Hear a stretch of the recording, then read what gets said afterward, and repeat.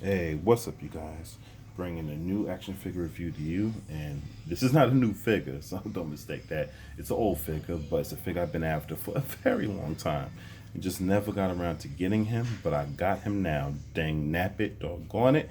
This is Marvel Legends Jack-O-Lantern, and I finally got him in my collection, and he's an awesome figure.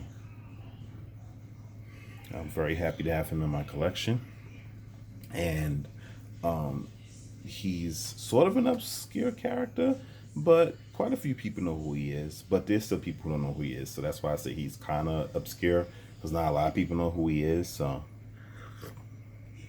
but I definitely know who Jack O'Lantern is.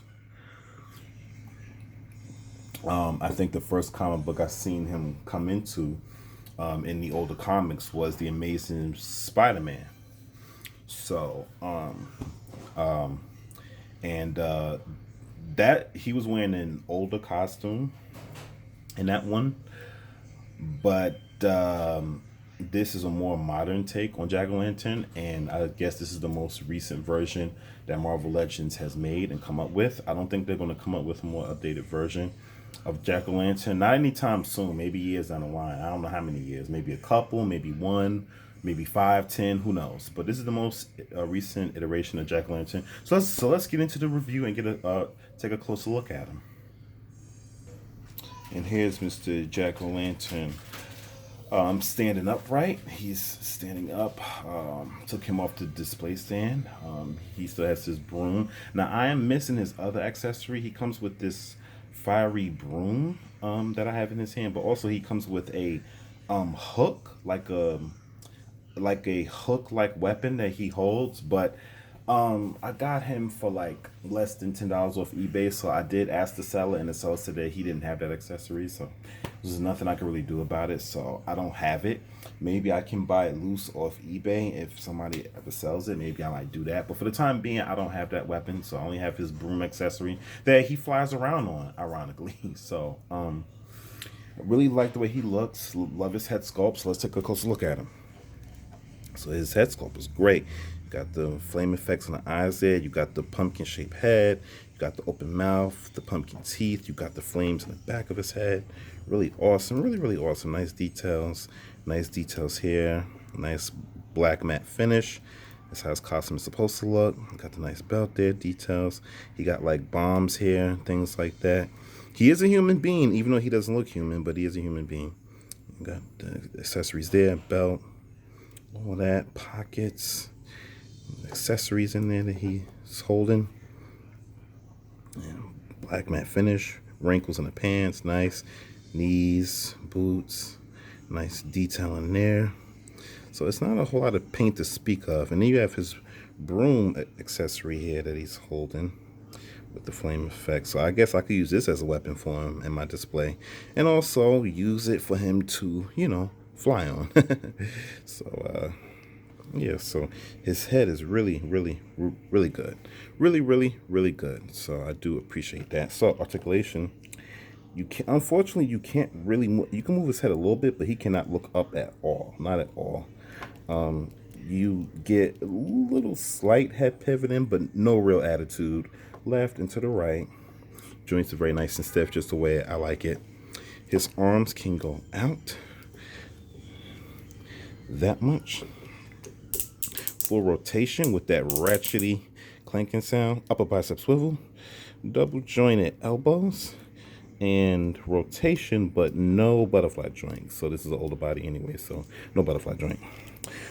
He does have a slight swivel in his upper torso. He does have full waist twist 360 articulation in his waist, and he does have a crunch that can crunch down and crunch back forward that much. You can't stress it too much. I don't want to break my fig. And he can pivot a little bit, tiny bit, but not that much. And his legs spread out and do the splits about that much. And he can kick forward really good, really high. He can kick back about a fair decent amount.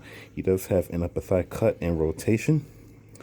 And that rotation goes all the way around. And here, upper thigh cut, rotation and swivel. Double jointed knees. No boot rotation, even though he's wearing a boot, but no boot rotation. but his foot can hinge up and down. Mine is really tight, and he does have beautiful ankle pivot. So very good articulation for Mr. Jack-o'-lantern here. Very good articulation. So I'm really satisfied with this figure. This figure is a figure I've been sought after for a very long time. I've wanted this figure for a very long time, and now I've got him. And I couldn't be more happier. So I'm going to do some quick size comparisons, see how he measures up against some folks. So that is Maura McTaggart, and he's taller than her, obviously. Let's see who else he can scale with. I will scale him next to a DC figure, Lex Luthor. And Lex Luthor towers over him, which, duh, obviously. He's a 7.5-inch figure, so duh. And who else we got? Yeah, I'm seeing him next to Daredevil.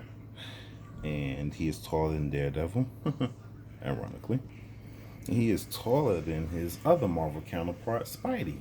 So that measures up really good, him being taller than Daredevil and Spidey, but he fits in scale very well with both of them. And he's taller than both of them, which I appreciate. Sometimes villains are taller than the heroes. Heroes don't always tower over the villains. That's not how comic books work. And that's not how real life work either. We're all different shapes and sizes. Anyway, I'm rambling. So, yeah, his Marvel counterparts, Daredevil and Spider-Man. I think I saw him come on Daredevil comics a few times. I mean, he's crossed over with quite a few heroes. The Punisher, Ghost Rider. Yeah, so Jack-o'-lantern has definitely been around for a long time, and I don't think he's going anywhere anytime soon. I'm very happy to add him to my collection. So, his Marvel counterpart, the first issue I saw him in was Spider-Man. So, very fitting. And yeah. So what's my final thoughts on this figure? I think he is definitely worth it. Definitely worth the pickup. Especially that I thought he would become a rare figure over time like this, but he hasn't. So you should definitely pick him up. He's worth a pickup, especially since he hasn't become a rare figure that's going for like $50 or $100. His accessories are great, even though I'm missing his hook because the seller did not have it. That's unfortunate. I could have just waited to buy from someone else, but I just got tired of waiting. I really wanted this figure. I had to have him now. And I got him now. And I'm very happy about that. So, Jack-o'-lantern added to my collection, Marvel Legends. And yes, he is highly worth a pickup. I will give him a 8.5 out of 10. Highly worth a pickup. So, he's a must get if you're a Jack-o'-lantern and Marvel fan. If you're not, then you can pass him by. But I say even for a casual fan, he's worth a pickup. Because just the sculpting of his head alone is enough for price of admission. So, guys, with that being said, this has been my review of the Marvel Legends series, Jack-o'-lantern. Till next time, see ya.